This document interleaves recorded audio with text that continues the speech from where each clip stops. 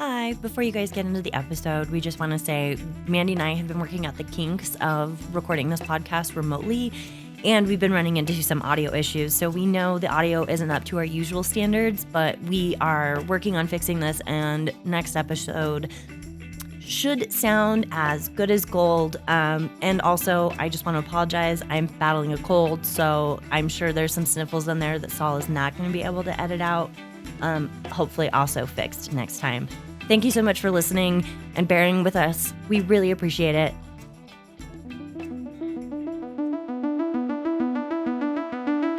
Hello, we are drama bonded.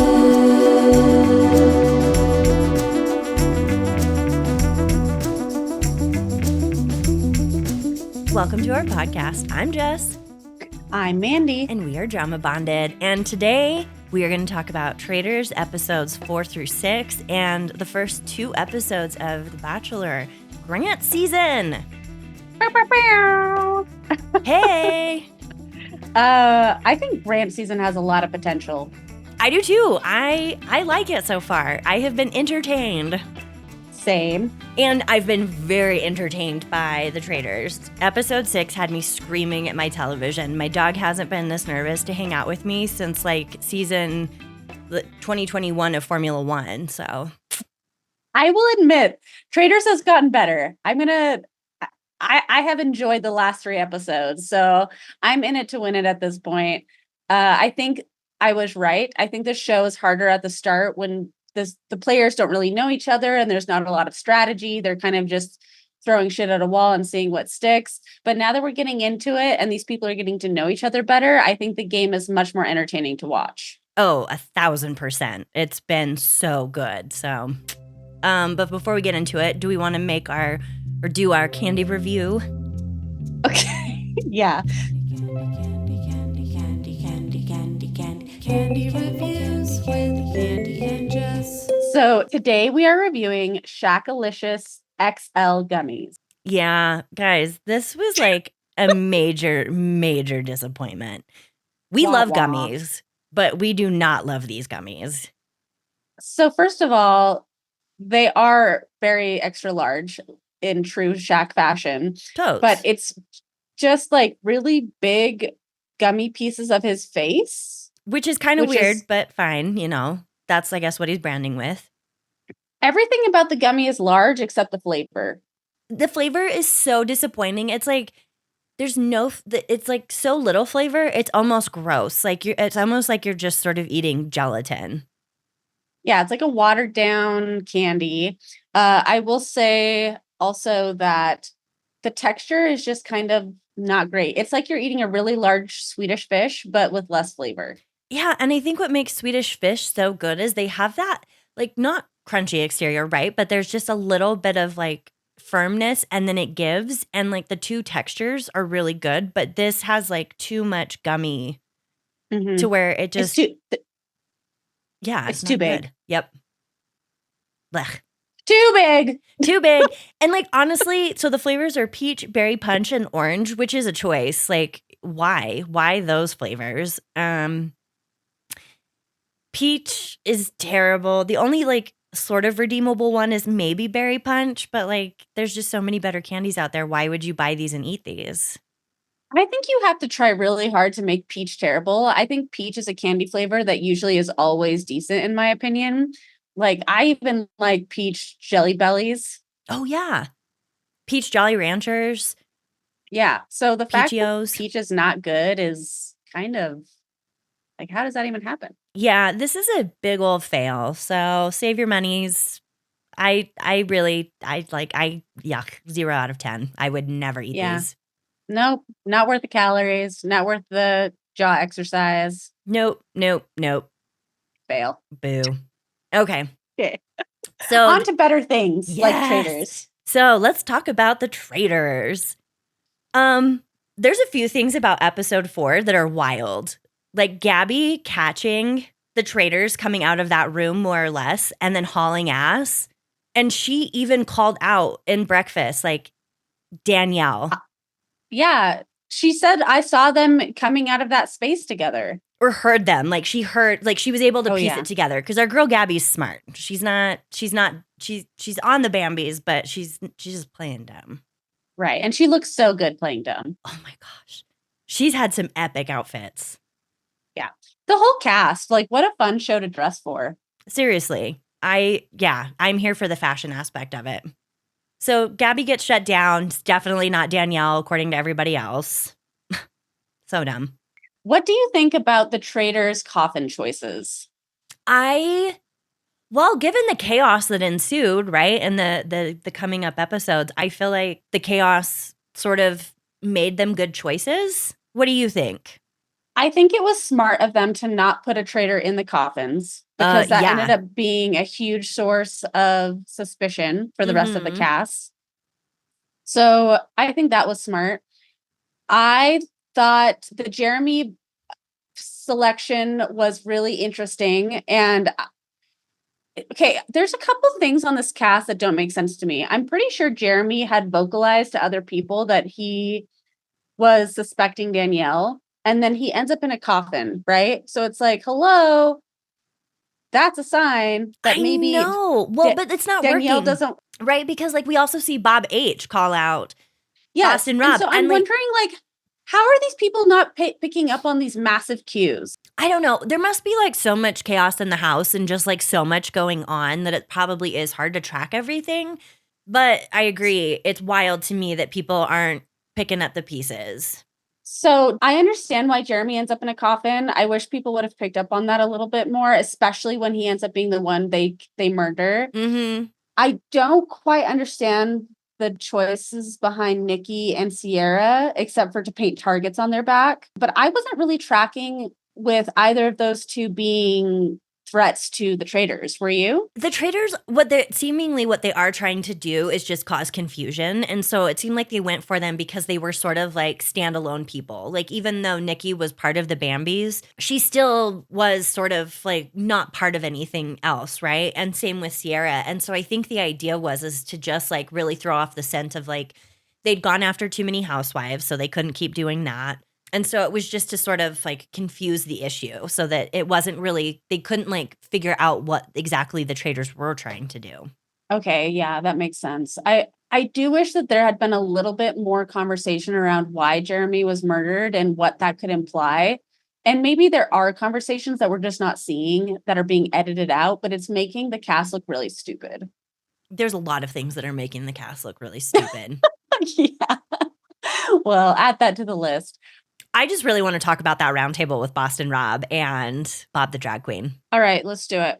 Unless there's anything else in episode 4 you're like feeling really strongly about talking about, which is totally fine. Well, episode 4 was the one where they're carrying the statues up the hill. Oh my gosh, right. Yes. So before we jump to the roundtable, I just have to say, I was so emotionally touched by Bob H's struggle. As someone who has gone through obviously some very intense health issues lately, and someone who has a very strong relationship with exercise and movement, seeing how much he was emotionally impacted by being winded and not being able to show up for that challenge like he normally would, and having that be a huge part of his identity, man, it almost had me in tears. Like, I just want to say, like, I definitely related to Bob H's experience, and I just really like him. And I'm really sad that he's no longer on the show. Yeah, and I think that does such a good job of showing too, like, it's important to have multiple identities because things can change that are just out of your control, right? And like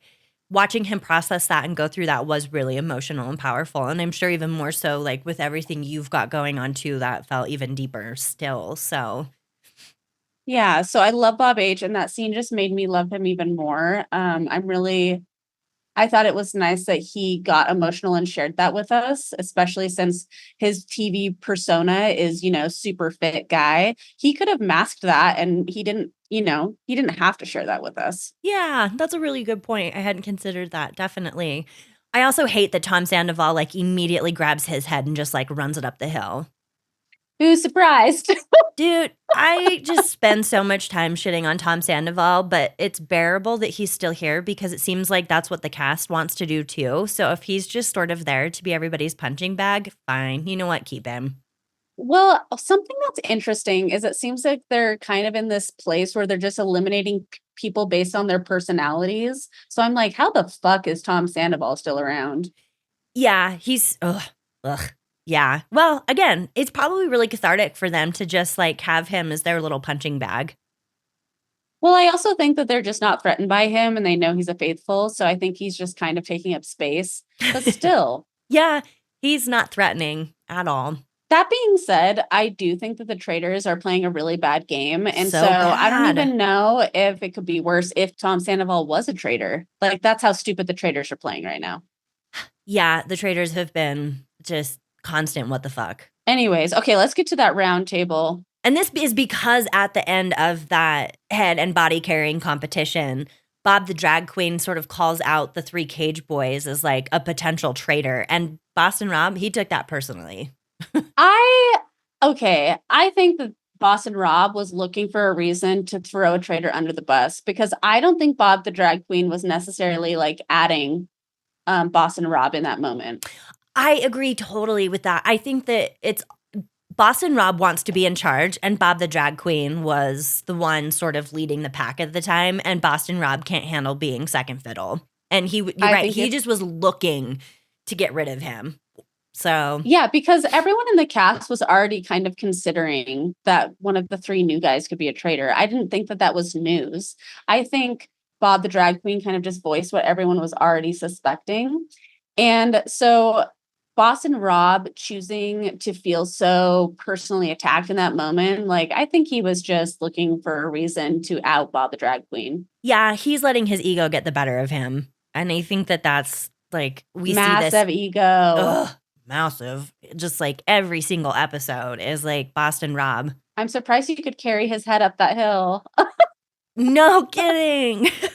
It is huge. Massive. Definitely. So, what did you think about the roundtable discussion around that? Dang, that got so heated. Like when Boston Rob calls out Bob the drag queen, and he like shakily like brings his hand to his mouth and is like trying to maintain his composure. Oh, I knew it was over. Like I will say, this cast is operating like a herd of sheep. They're just following each other, and it feels like a lot of them are afraid to vocalize their own observations or strategies. Like, it's interesting how they're kind of collectively voting together, and there's very few people not voting the same. And I haven't watched other Traitor seasons, so I don't know how normal that is. But in the game of Mafia, I don't think that's normal. Like, I don't see how it's necessarily benefiting your game except to play it safe to vote with everyone else. well, you've got different varieties of people. I mean, you've got the gamers, so Big Brother, Survivor, and The Challenge. And I think that those gamers definitely bring sort of a different element to this scenario. Because like you heard Derek say, oh, I should just be trying to be on the like get goodwill from other people by helping in this moment. And so I do think that there are those people trying to do that. But yeah, I'm not really seeing any benefit to it at the exact moment. Maybe it'll be clearer later, but I'm with you. Like, I don't really know why you would do that. Yeah, so that was something I noticed. Also, I think that Boston Rob kind of shot himself in the foot by saying that he 100% knew that Bob the drag queen was a traitor. Yes, like how and Wes at the end of the episode, well, I mean, Tom Sandoval was kind of like slowly piecing it together and Wes was like trying to help him out, like get You there got fully. it. So yeah, I mean, there's some level of like, this has to be obvious. And I mean, I guess it is, right? Because Derek does end up going for him in episode 6. Oh my God. I was so mad on episode 6. I know we're gonna get there. Woo! But like I was too, yelling. The fact that Wes got sent home to me is such bullshit. I love such bullshit. Yeah, okay, we'll get to it. But the round table, just Boston Rob and Bob the drag queen going back and forth. Whoa, the tension. That was incredible. I have never had so much fun. Just Fabulous being like, television. what is even going to happen here? It was so amazing. That will go down as one of the best moments of reality TV I think I've ever watched. Like it just, my heart was racing. Yeah. And Bob the drag queen too, I have to say, like in social media and stuff, is like now wearing a backwards cap. You know, just like he recognizes that it's a game. And I particularly Totally. love that because that also makes it all that much more fun too. When everybody that is playing is also in on the joke that like this is a game. Well, his exit interview where he basically kind of applauds Boston Rob for the good game move. He's like, Yeah. it was a move and he did it. So yeah, I appreciated that as well. I will say, like, what an amazing performance by Bob the drag queen. I'm disappointed that we're losing some of these really big personalities like Dorinda and Ion and Bob the drag queen, because by losing some of these major TV personalities, it is showing that the show is not produced to the point that where they're keeping people on just to make a good TV show.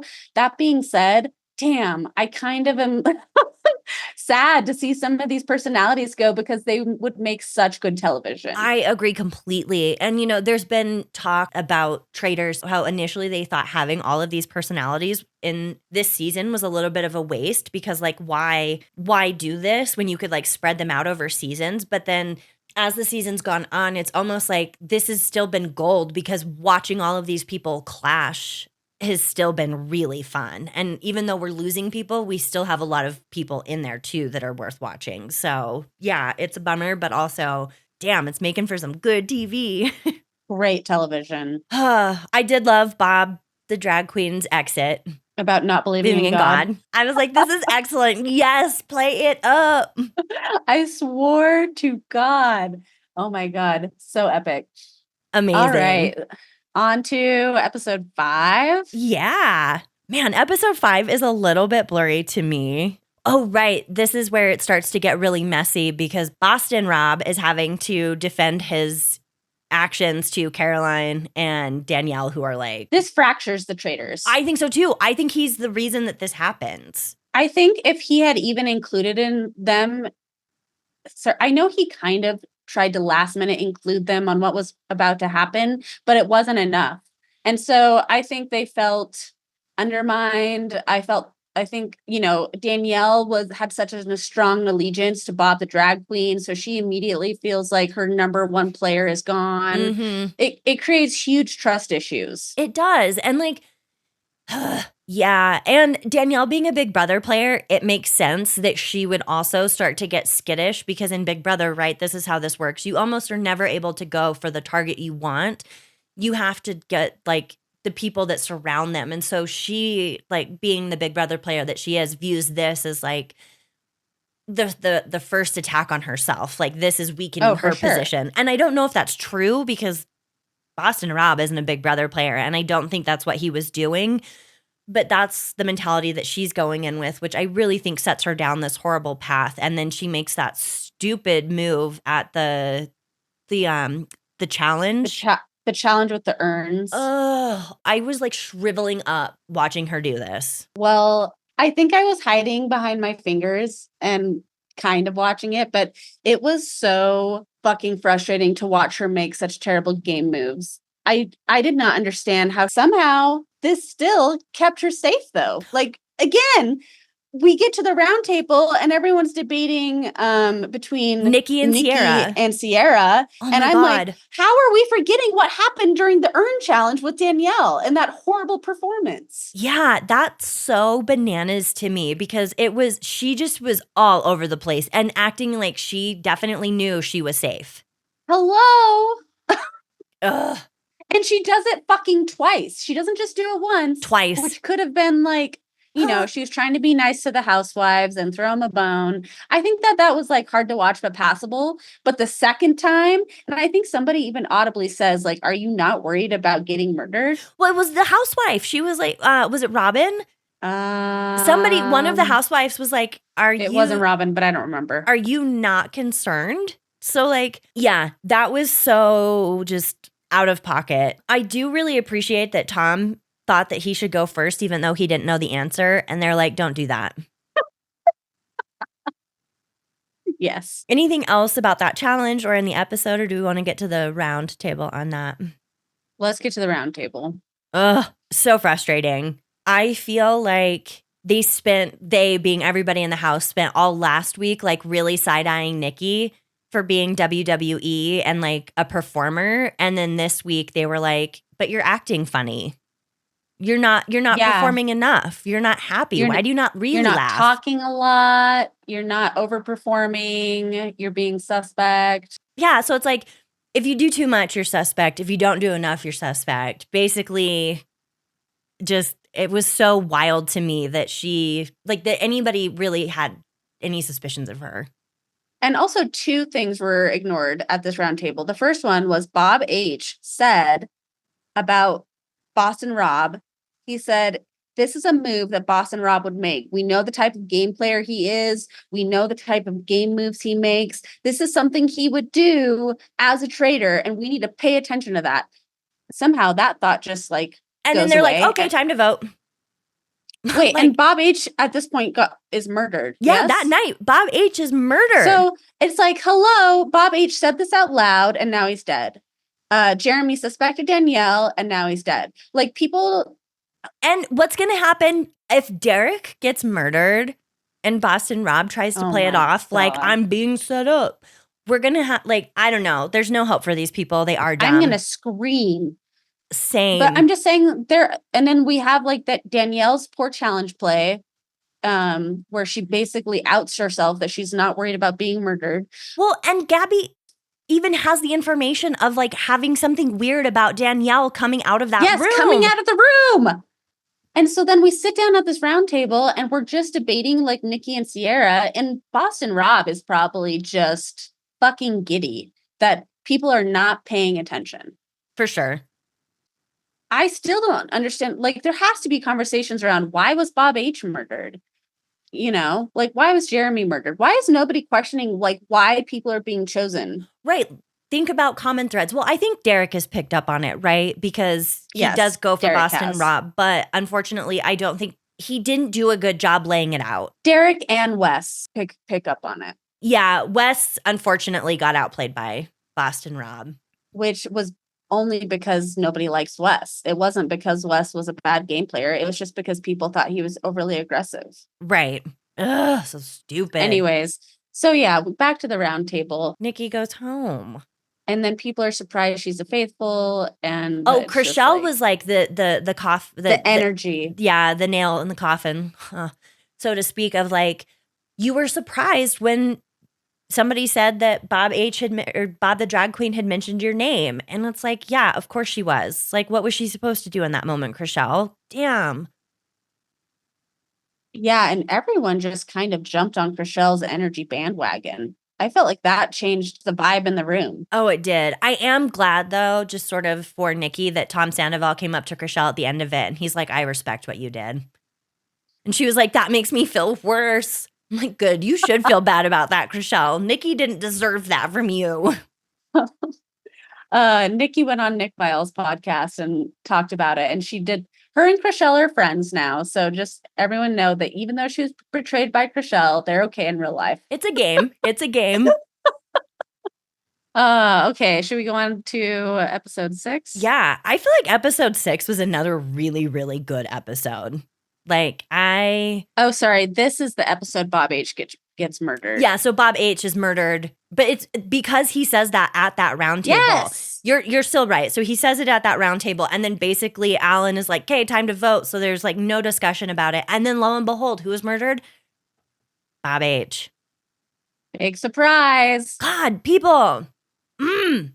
So Derek and Wes start talking about how they know it's Boston Rob, but they can't make a big play unless everyone's on board. And so I feel like that's kind of a common theme in this episode, where they're trying to talk to people to get people kind of on the Boston Rob bandwagon. And meanwhile, the traitors are just like falling apart left and right. I love that Danielle was like, I'm not going to, throw your name out there anymore, Carolyn. And she didn't that day. But then, of course, Carolyn gets all the information that Danielle had said yesterday.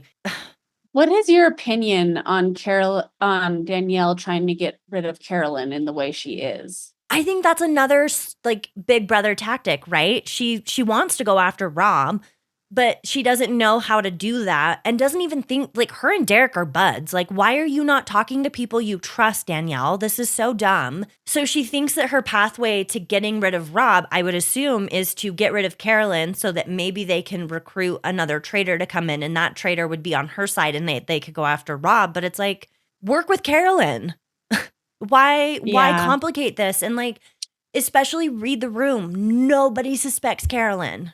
Yeah, and that's super valuable because people are starting to starting to suspect Boston Rob, but Carolyn's name is not in anyone's mouth. Anytime it gets brought up, people like literally are like laughing it off, like, no fucking way. And it's her name isn't in anyone's mouth until Danielle puts it there. And then everybody's just like, oh yeah, Danielle said that. Not anything to do with Carolyn. Oh, it's so maddening. I think this was such a dumb move on Danielle's part. It really bums me out because I was really pulling for her, but like, I just don't see how she comes back from all of this. I understand Danielle's frustration being attached to someone as unpredictable and messy as Carolyn, but she also needs to pay attention to what people are saying and who they're suspecting. And if nobody's suspecting Carolyn, she needs to use that to her advantage, no matter how frustrated she is with Carolyn.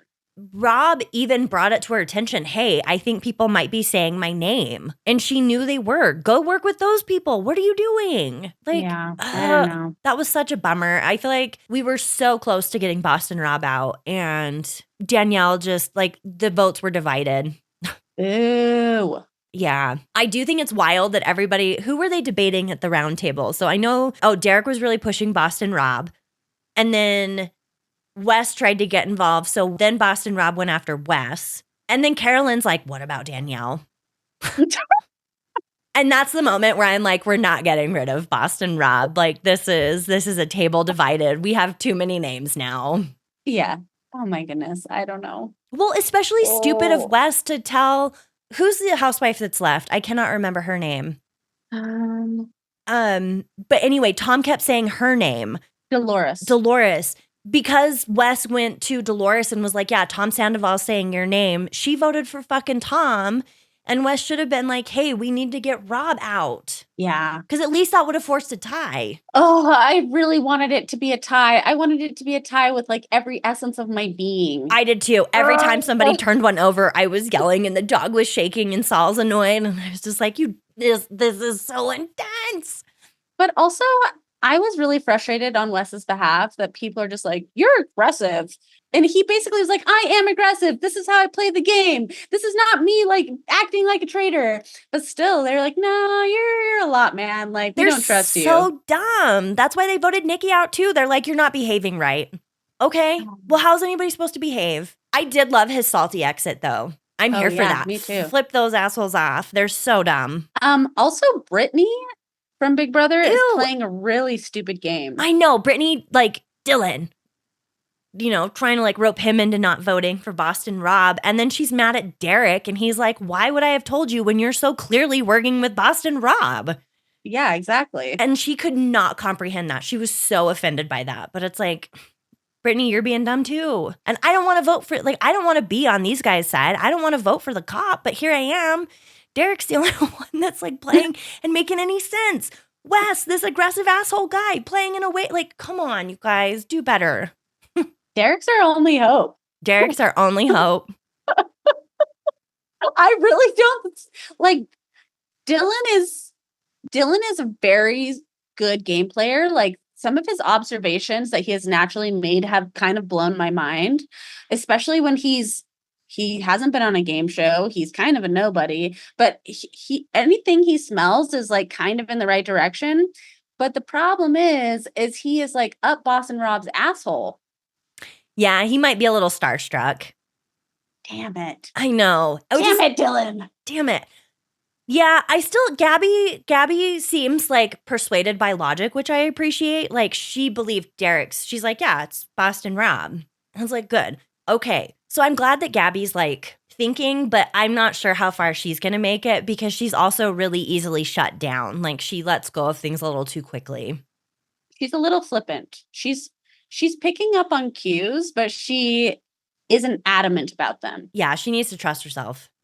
Yeah, don't second guess yourself, Gabby. We love you. Yeah. Team Gabby all the way. Yes. Well, do you have any predictions as to who's murdered next? Dude, if Derek gets murdered, I'm gonna be fucking pissed. I am too. And if they don't pay attention to that and Boston Rob's able to swindle them with like, oh, obviously they're trying to frame me. If that's what we watch next, I'm gonna throw my television. Yeah, we're just going to be done. You guys are so stupid. You're not worth our time. We can't help you. Yeah, I don't know who's next, but I really hope it's not Derek. I'm also surprised that the roundtables are not a little bit more dramatic. When I play Mafia with my friends, there is like screaming, there is fist slamming down on tables, there is like, I don't know. It's like, Well, Boston Rob and Bob the Drag Queen really gave us that. But yeah, that I do think that there's a level, though, at which, like, if you overplay it, people are going to be suspicious. So I think people are trying to keep it, like, calm and measured, right? Because, like, when you're accused of something, if you're really defensive, then the sort of That's implication true. You being look you're guilty. guilty. I don't know. Yeah, that's fair. That's fair. And maybe they will get more intense as the game progresses. Yeah, we'll see. We'll see. Who do you think is going to be murdered next? I don't know. I feel like to throw off the scent, they've really got to go after somebody who's like not called any of them out. I feel like I bet it's Gabby. it could be Gabby. But Gabby voted against Rob too. So, you know, yeah, Gabby's a good choice. Chriselle's got a shield. Carolyn has a shield, which is hilarious. I love that she just took that from Tom. Excellent. And then who had the third shield? I don't remember. I can't remember either, but I don't know. I think it's going to be, I kind of want Britney Spears' ex-husband to go. He's so boring. He's not adding anything. Just get him out of here. Yeah, him and his headbands. Ew. Yeah. Britney can go. Oh, does Britney have the shield? I think Britney does. Well, we'll see. I'm hoping for Sam. Tom Sandoval would also be great. Just no one drag him into the end, please. I have a feeling it's going to be Derek or Gabby. Okay. I like it. We'll write those down and revisit that. Shall we move on to The Bachelor? Oh my gosh, yes. Let's move on to The Bachelor. You guys, season 29. I don't want to hold my breath because I'm worried the franchise will ruin this season. As they do. So far, super impressed with Grant. Super pumped to watch his season. Love the energy. Also, this cast of women is fucking gorgeous. So beautiful.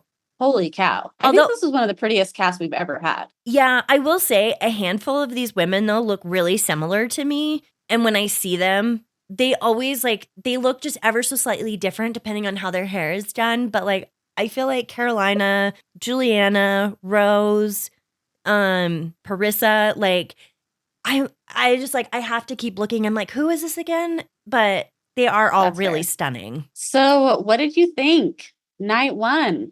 Okay, I was here for Linda the llama. I loved that. You would. Yeah. Fun fact, Jess has a no drama llama tattoo. I do. I am all about a no drama llama. I know. So like Alex already is like front runner for me just because of Linda. No other reason. I loved that Zoe came in with that t-shirt cannon. Oh yeah. That was powerful. It was like launching it over the house. And also I have to say, Chloe is so beautiful. And I hate that Chloe is like considered like a plus size model or bigger because like she looks like a normal human being to me.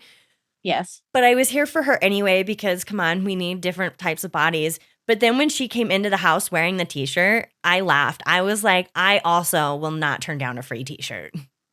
It doesn't even matter if it's my future husband with another woman, you know, like. Also, she could immediately relax more in her dress when she has like a t-shirt on. You know what I mean? Yeah. Like all of those poor women are in these tight, fancy dresses. And yeah, hell yeah, I'd put a t-shirt on so that I could like relax and slouch a little bit. Yes. So that made me laugh. Were there any standout people entrances for you? I liked Juliana's thing with the cannoli, but she hardly took a bite. Yeah. I was like, that is the most pathetic bite I have ever seen. I know she's like worried about her lipstick and stuff, but if you're going to have a guy, Lady and Tramp, a cannoli with you, like, you got to go 50-50. Yeah. Get in there. So I was a little disappointed in her bite.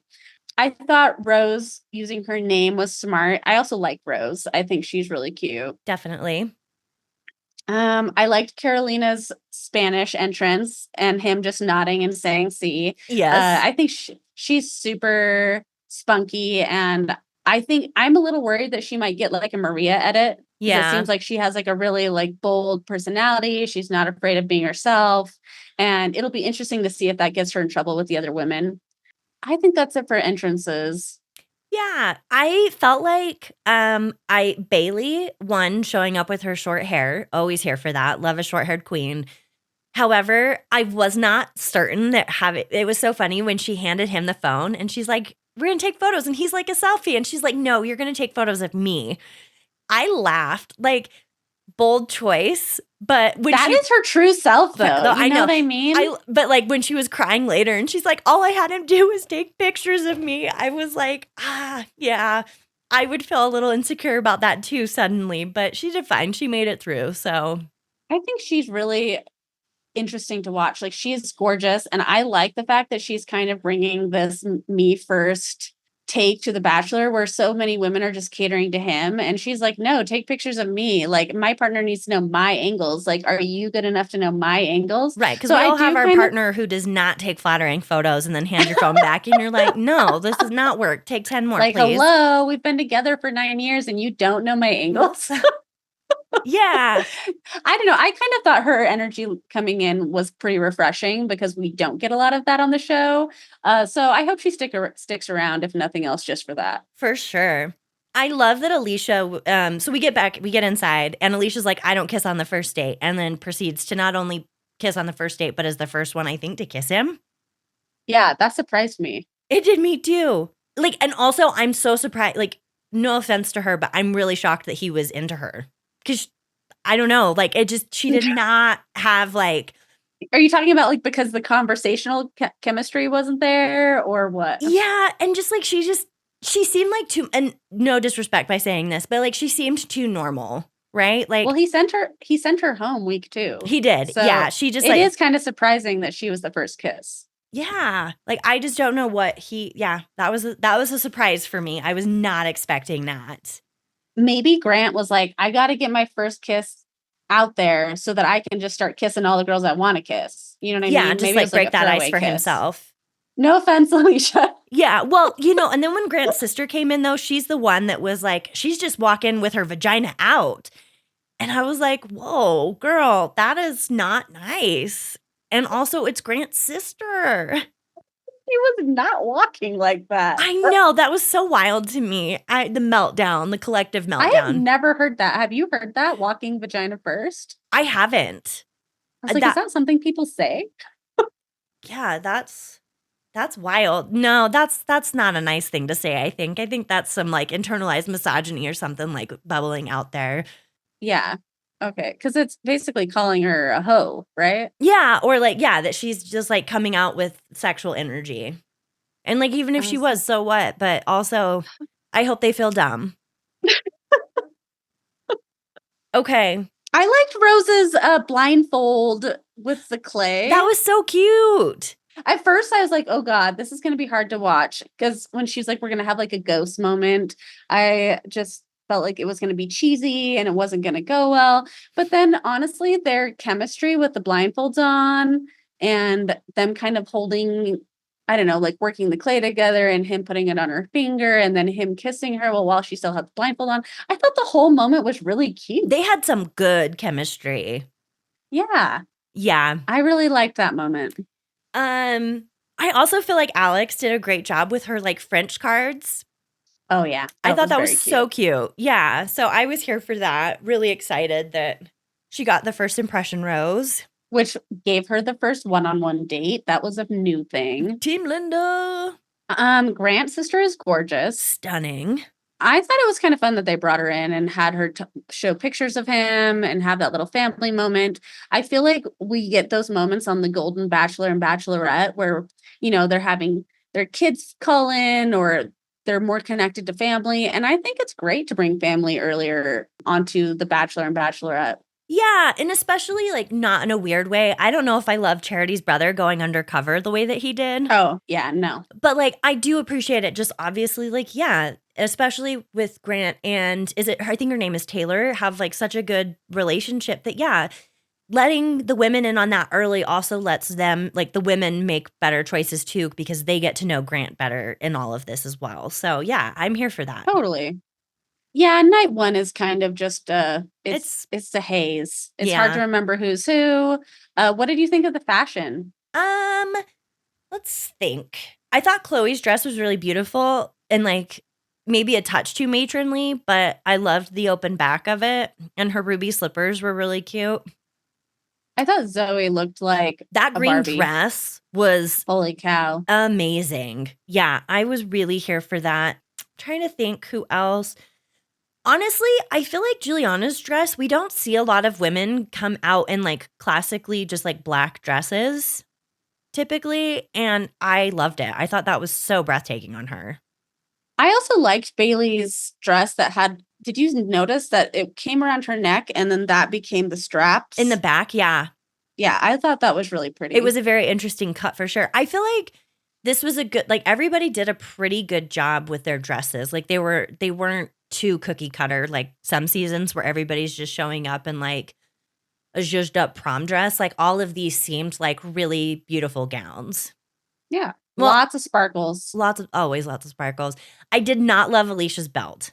Yeah, that was a choice. I'm like, what are you doing? If you needed that dress to be belted, like, I don't know. It was too much. It was. The neck, the belt, the white. And the belt didn't feel fancy enough. So it just sort of felt like she was trying to dress it down. But Grant loved it apparently. So what do I know?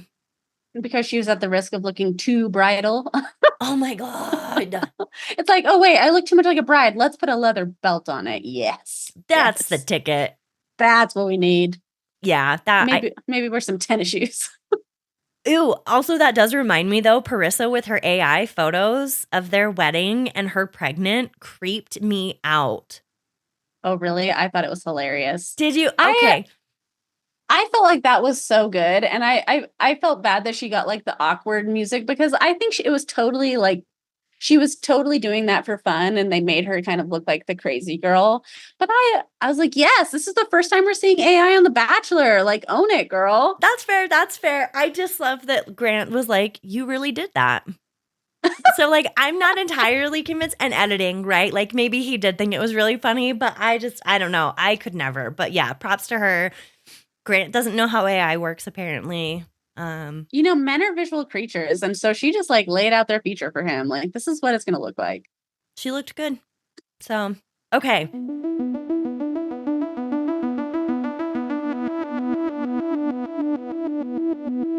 Do we want to do our first four or our top four right now? Or do we want to? Yeah, let's do it. Okay. Let's do it. Okay. Yeah. Did you decide that I'm going to pick first? Yeah, go for it. So just in case you haven't heard us do this before, Jess and I pick our final four, and then we see at the end who basically wins or was the closest. And Jess has effectively kicked my ass at this every time. Oh, yeah. So I have some work cut out for me. All right. My number one pick is going to be Rose. Okay. Mine is gonna be Juliana.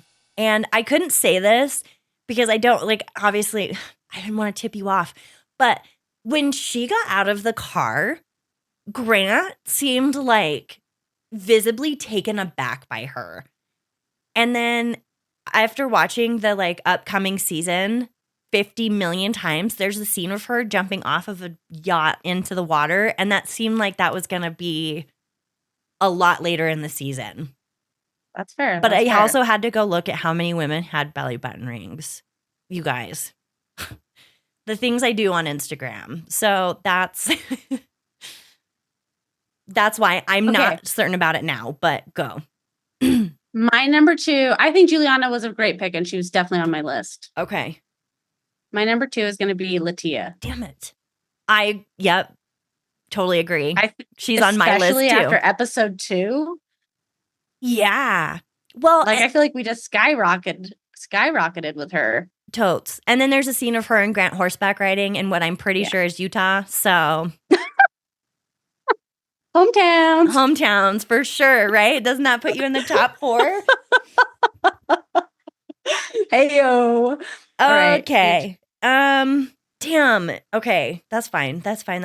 I can roll with this. Man, I'm really torn.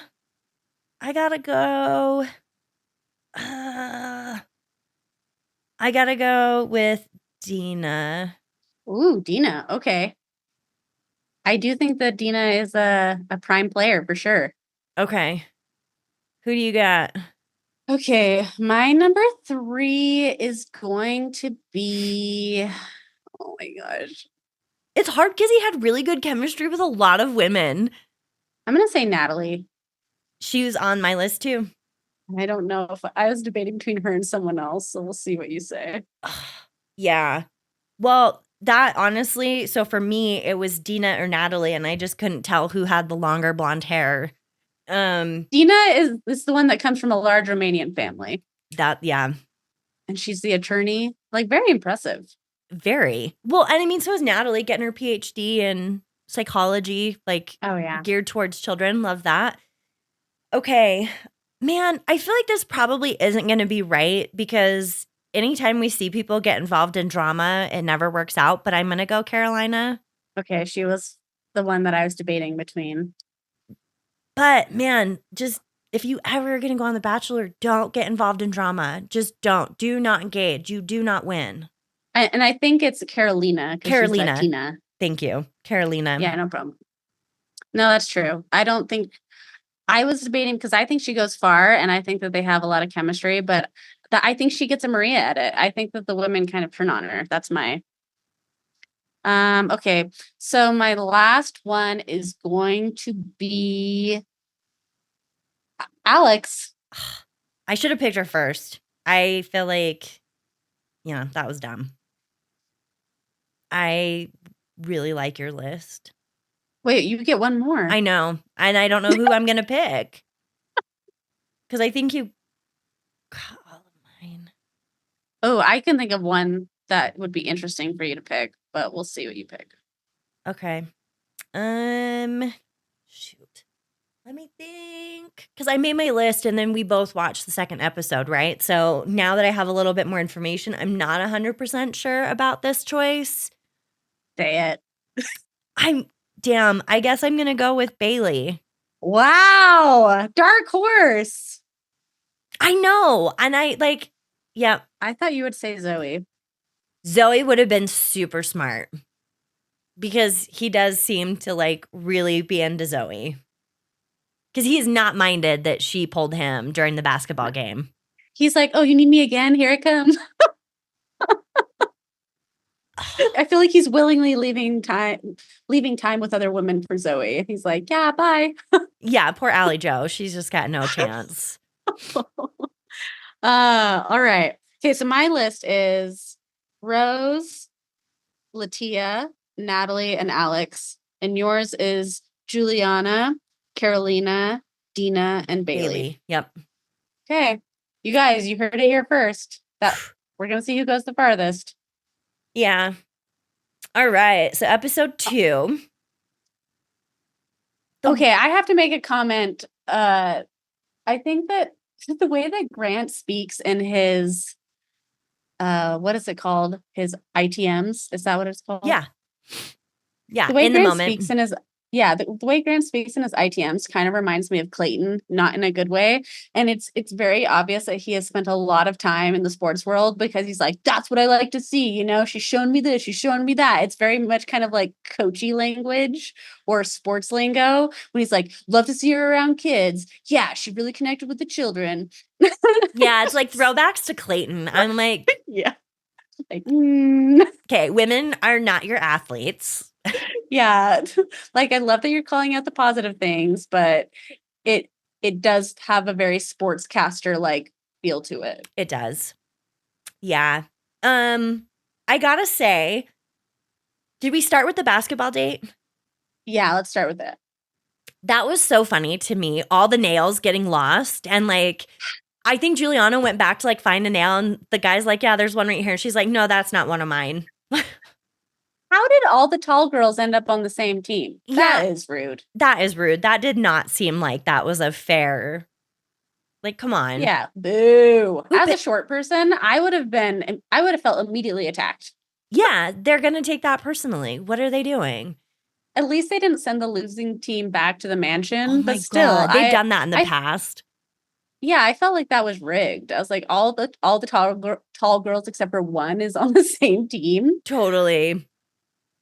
But The nails were hilarious, and I also could like feel that on my fingertips. yes, not a fun feeling. The kids were so cute. I love them yelling at the girls. Oh my gosh, the tiny coaches! Are you kidding me? So sweet. That was my favorite part of the episode. Mine too. Like, just The get 'em. yellow team coach was she's a beast. Beast. Like, she didn't even care that her team was like throwing elbows, making fouls. She's just like, get in there. Like, Looking for nails. yeah. So good. Basketball's my worst nightmare, so I definitely would have hated this. I would have thrown so many air balls. Like when they kept doing the funny music with all the missed shots, that would have been me. Oh, 1,000,000%. Just like never even getting close. And like they would have to lower that dunking thing so low for me. I can't even like coordinate jumping pull-ups very well, let alone like try to hold on to a ball, jump, and get it into a hoop. Get out of here. That's so much. There's too many things. In front of a guy that you like. Are you kidding? I would have tripped or something. Yeah, I would have immediately just sprained my ankle and been like, nope, I need alone time. Grant, can you pick me up with the basketball and help me? Yeah, exactly. But I'm glad all the girls got to go to dinner. So, what did you think of Zoe shooting her shot and pulling Grant aside? You know, I just kind of feel like she should have been aware that that was going to piss all the girls off, but like, who cares? You know, you really are there for him. And if and the card did say shoot your shot, like she's not wrong. I feel like she might have taken it a little too far in the evening portion with Allie Joe. But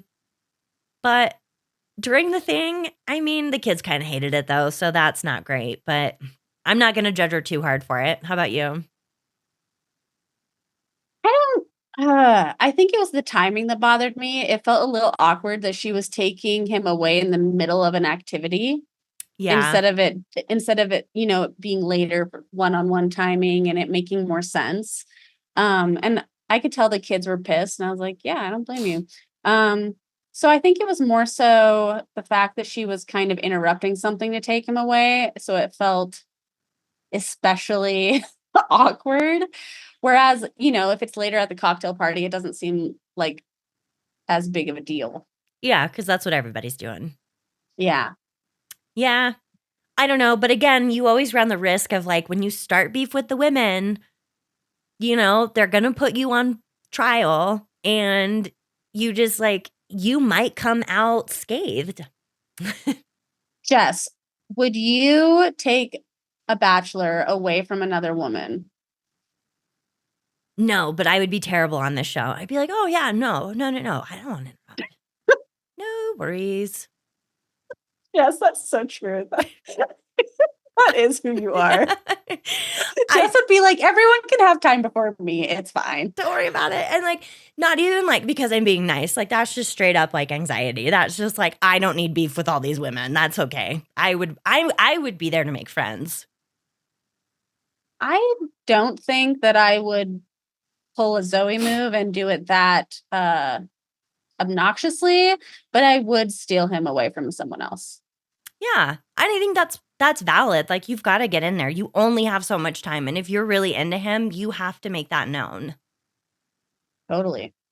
Especially, like, I don't know. I was thinking about this though, because the more that I watch this, the more obvious it is. Like, poor Ella. I mean, she went home, but it was so obvious even from night one. Like, girl, he's not into you, and so some of it's hard too, because then there's part of me that's like, I don't know. It's weird. Do you pull him to like stay on the show because then you just get to hang out with all these girls and like have fun and travel?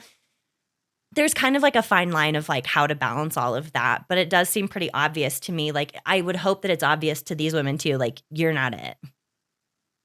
Yeah, they probably want to stay on as long as they can because it gives them a better shot of being on Paradise, and it also gives them a better shot of having bigger social media followings. Yes. So even if they kind of see that their connection with him isn't getting them anywhere, there's probably a desperation around like, how long can I survive on the show just for the sake of Right, because how much have you more screen time? how much have you sacrificed to already be here? You know, like potentially having to walk away from your job for 12 weeks, like all of those things. Yeah.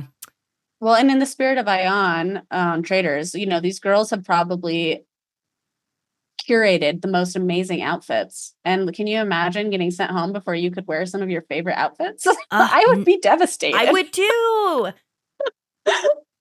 Yeah, the worst. Then we get our one-on-one. Or is there anything else about the basketball evening portion? No, I guess I'll just say like Zoe is not a girl's girl. And I'm not even saying that as a negative thing. I'm just saying she's not a girl's girl. Yep, 1,000% not. I feel like even her entrance with the t-shirt gun, I already knew, not a girl's girl. Oh yeah, shooting that over the house like to all the other women. Mm-hmm. Like her face on a shirt with him. Zoe gives her energy is really interesting to me. I can see how she ruffles feathers because one, she's a beautiful like Amazonian goddess like model. Mm-hmm. And also she comes across like she gives zero fucks what you think or what you say. And so I think that that's definitely going to cause some fires later on, but it was fun to watch. It was very fun to watch. But yeah, I mean, again, just you got to be so careful too, getting caught up in drama, because if your name gets mentioned a bunch by the other girls, like that's just not going to bode well for you. What did you think of the one-on-one? I thought it was so stupid to be in a mall. Okay, I did too. I was like, did something get canceled last minute? How is this the date? Yeah, like that would be not fun. That just reminds me of like The Last of Us, apocalyptic, like that would be really scary to be in a mall all alone. No. Well, it almost seemed like that should have been the evening portion of the date. You know, usually they would go and like jump off something or do some weird thing like together. a helicopter ride or anything. Like there's nothing else in California other than a shopping mall. The dinner portion could have been at the empty mall, but the empty mall thing to me was so lame. It's cheap. I hate, yeah, whatever. I was about to say I hate that it's not a good budget for The Bachelorette, but this is The Bachelor. So like also what are we doing? Did their funding get cut? How is this even? Very unimpressed. Yeah, and then they were jumping on the bed and broke it. Did they have to buy that bed? Well, maybe they did it on purpose because they knew their date was so cheap. They're like, yeah, you are going to buy this bed. That's you broke. I mean, there wasn't even like, I thought like maybe a music artist was going to show up and sing to them as they danced. It was a fucking recording. Everything about this date was lackluster. Yeah, which also kind of like gives me a little bit of red flags. Like, why was this date so, I don't know, but they couldn't know how it ends at that point. So like, I don't even know. Like, why did Alex get shortchanged this date? Okay. Side note. So on this date, we hear Grant sing on the piano, which he has a good voice. I think it's cute. And then on the next date, we see him rap. Yeah. So it's hard not to think this way because when people come onto The Bachelor with like musical abilities, we know they're kind of shooting their shot. You know, they're going to like release a single after the show's over and start promoting their music. It's already on Spotify. Grant has a single? Mm-hmm. What do we think about that? Grant also doesn't have a real job. So, because day trading is not a job. I don't know. So Grant needs a job. And if he's trying to build his music career while he's being The Bachelor? Yeah, which is a little bit of like a red flag. An ick. I'm sorry, that's an ick for me. It is me too. I don't like that about this. That's kind of been bugging me. And not to shit on Grant, but like, no. Are you really there for the right reasons, Grant? Because all of a sudden you're looking a little sus. Yeah. Yeah, I think I think he's cute and I think he has a decent voice, but like I do not see him like with a music career. Ew, me neither. I don't know. That just to me, Not good. Not good. yeah. I don't know. Especially when like a lot of these women, there's a pediatrician, there's Natalie. I think the pediatrician went home, but Natalie getting her PhD. You've got man, who else? Other people have real jobs. Alex is a speech pathologist. Like, I don't know. I want people with real jobs, not just Yeah, a like lot of these trying. women have solid careers. And so Yeah. they want Grant to show up with a career. Jess, have you ever had a man sing at you? No, thank God. It's a lot. And even if they're decent at singing, like being serenaded is such an awkward experience. I kind of felt like the moment at the piano on the mall date was a little cringe. I agree. I don't like it. And I don't like it when people like, and I think, was he the one who pulled out the piano and sang to Charity? Or no, Charity, Jen? Yes. No, I just like, don't do it. Don't sing to people. I don't know. I'm with you. I think it's awkward. A core memory of mine was watching Rock of Love when I was a teenager. And it like Bret Michaels was singing. He sort of like Jess had won something. And so she was with him at a dinner. And then he got up on stage and sang to her. And then after the season ended, she was interviewed and she was like, it was so uncomfortable. Even with Bret fucking Michaels singing to you, women don't like it. Don't do it. Don't do it. Mm-mm. We don't care. Now Joey could pull me for a ballroom dance and I'd be into that. Right, because it's engaging. It's a much more interactive thing. But like when somebody's singing at you, you're just like, what, supposed to sit there, bob your head, like not approvingly? What do you want from me in this moment? Like the expectation of performance on the person being serenaded is so high, it's uncomfortable. Yeah. You have to react appropriately. You have to be so into it. They just did something so vulnerable for you in front of you. Probably without asking. Yeah, they just did it. They just started singing at you. Yeah. So not a fan. That whole date was a disaster. I would have just started playing chopsticks on the piano as he started singing, like, let's just play this instead. I love that. That would be amazing. That would be TV I would definitely be into. You would make it onto Paradise. For sure, for that alone. All right. Let's go to the next group date. Oh, the next group date. I felt for all the women in this one. Yeah. I feel like, first off, I come from a space of like, I cannot carry a tune in a bucket. I tap dance, which is very rigid, the way that I learned to do it. Like, I could not sing and dance. It would be, that's like a nightmare. I would be just as bad, if not worse, than all of these ladies. And I don't know if this makes it worse or better, but it was more like talk singing because you were supposed to be kind of rapping whatever you were singing to Grant. Yeah. And so I honestly think that's harder. Like, I would rather just sing a song that I made up and not have any like beat. Totally. And also, like, should white people be rapping? Probably not. Like, get out of here. Like, no. Yeah, exactly. Like, just there on so many levels. This is just like a no. So, yeah, I think that the fact that it was kind of talk singing to a beat made everything more challenging. Yeah, and bless them, they just could not dance. And same, like, I don't mean this as like a criticism. It's just like, that would have been such an embarrassing date because also, like, when the men do stuff like this, I feel like there's a level of sort of humor to it. Whereas with this one, it felt like the women were trying to be sexy. That was like the theme. It wasn't humorous. It more felt like they were just being shamed. And I hated that. Yeah. I mean, there's a lot of Bachelor dates that unfortunately just feel like shame, but this one was hard to watch for sure. Yeah. And then you have people like Rebecca that have so much confidence that they think they're just going to get up there and blow his mind and it falls flat.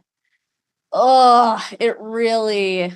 I know. Well, I was here for her like Britney outfit from like the 2000 VMAs where she like strips off her suit. Oh, yeah. Ah, she looks Incredible so body. good. Yeah, and She looked like a pop star for she sure. did, and she had a decent voice, but like clearly that wasn't. Yeah, I felt for her. That sucks too, because like if you know you're bad and you're just kind of like, well, I'm doing the best I can do, and it doesn't go well, you're like, yeah, I expected that. But when you're Rebecca and you're like, I killed that, and then he's like, nah, Caroline, Yeah, like Carolina. music is something that Grant and I have in common. And I was just like, oh no, this is gonna be bad. As soon as she was overly confident, I knew it was gonna be bad. Yeah, this show humbles you. So then we have Carolina again with the Spanish, which if you've got it, you use it. That trick has worked for her twice now. So if I'm her, I'm gonna pull it out again. 1,000%. And like that's something too that she feels confident doing. So like if she feels confident, that's gonna be sexy. And that clearly is working for Grant. And it sets her apart. Yeah. Super smart. So she gets she wins the challenge or whatever and gets to straddle him and kiss him in front of everybody. Was the prize to dance with him? Yeah, while Mario sang or something. Like it seemed like a really like not great prize up until the point where she just like the straddle kiss was intense. That's so intimate. If I'm kissing you like that, more things are happening. I would never do that in front of anybody. If she like linked a sexy dance move into a straddle in like one kiss, like, okay, that's hot and it makes him wanting more. But the straddle and the like tongue down the throat. Yeah, and like Grant can't stand up now. Yeah. How does he exit that without making her look bad? It was so cringe. Oh my gosh. That was so cringe. And then also we have this forever thing I feel like that happens when like then of course the night portion, all the women are feeling really down, which makes sense. They were embarrassed. They had to be really vulnerable. And then they watch Carolina make out with him like that. Like, yeah, the vibe's not going to be great. And she's upset that they're upset. And like somehow feels like that takes away from her. And it's like, Carolina, for just a second, like, just stop. Don't let it get to you. Yeah. Just like you had your moment. Enjoy it. Yeah, everybody doesn't have to be cheering and clapping for you. Yeah. Totally. I was really frustrated that she took that to him too. Ew, me too. You're wasting your time, your very valuable time. Which is like why bullshit. I hesitated to say her, like to have her on my list, because I was like, this is that borderline don't start shit. Just be happy that you won, that he was clearly really pumped to be making out with you like that. Like, come on, just let that be that. Yeah. I don't know. So that was a misstep on her part, I think. Yeah, I agree completely. So we'll see how that pans out. What did you think of Latia being honest with him about being triggered by what he said? I loved that.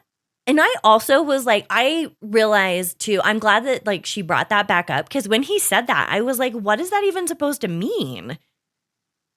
Like, I don't know. It just basically means she's so pretty, she always gets what she wants. Yeah, but that's not always the case.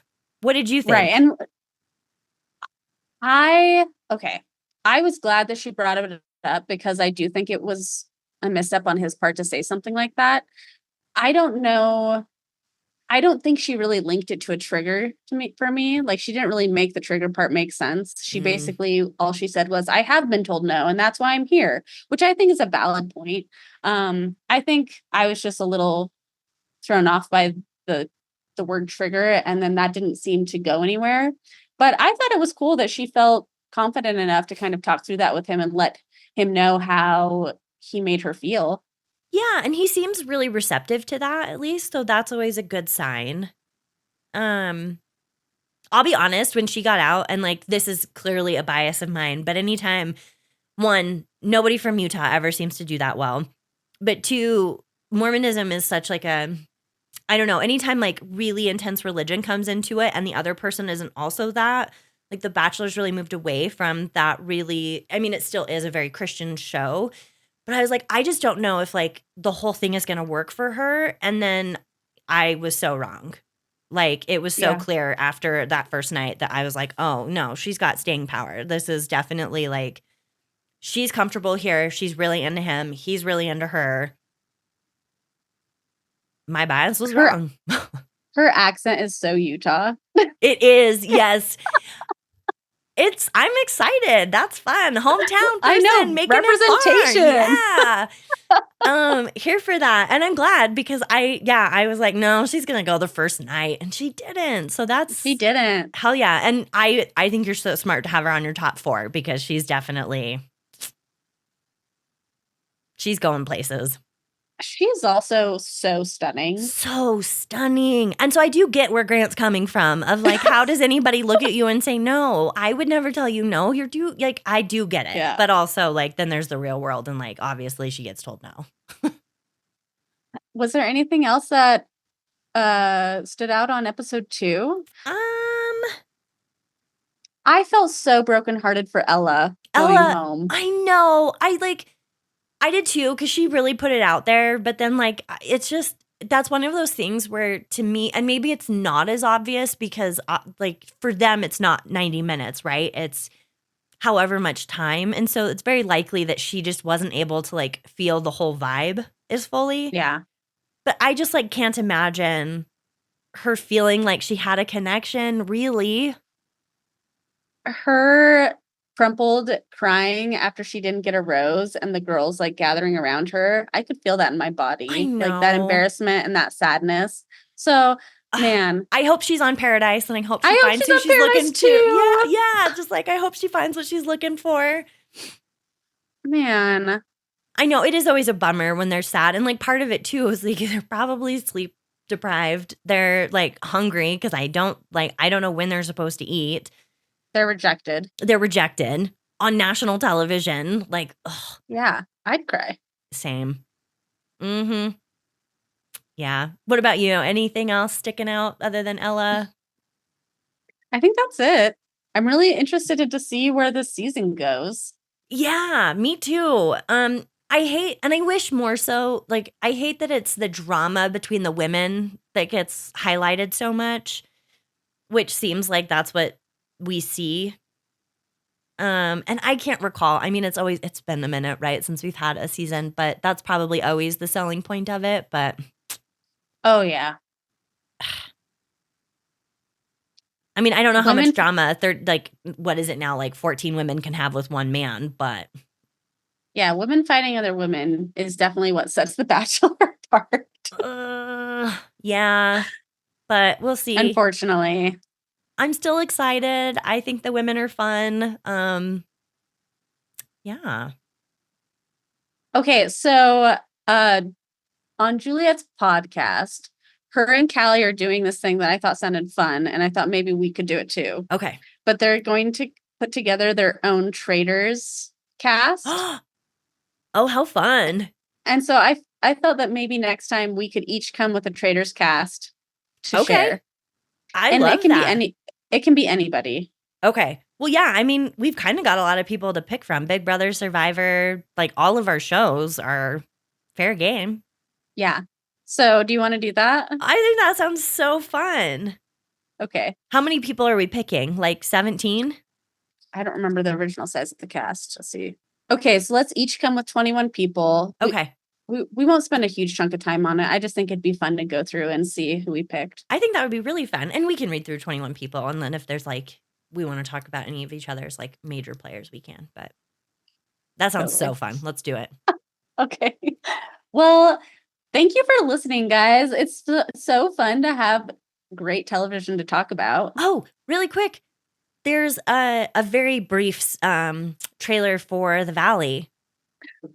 So I was just going to say, when does that start? Do you know? They didn't give us a date, but supposedly soon at this point. So, okay, well, I'm immediately going to go watch that. Yeah, don't get too excited. But yes, so like it's on the horizon. So it's going to be like The Bachelor. We've got Traitors, The Valley. It'll be good. Okay, sweet. Well, thank you so much. Yeah, we're excited to be back. Thanks for listening. Okay, love you guys. Bye. Bye. Drama Bonded is produced and hosted by Jessica Brumbaugh and Mandy Booth. graphic designer is Pigeon House. Special thanks to everybody who has downloaded and listened to us. We are so, so grateful for your support. Thank you. 1, 2, 3, 4, 5, 6, 7, 8, 9, 10, 11, 12, 13, 14, 15, 16, 17, 18, 19, 20, 21. Okay, 21.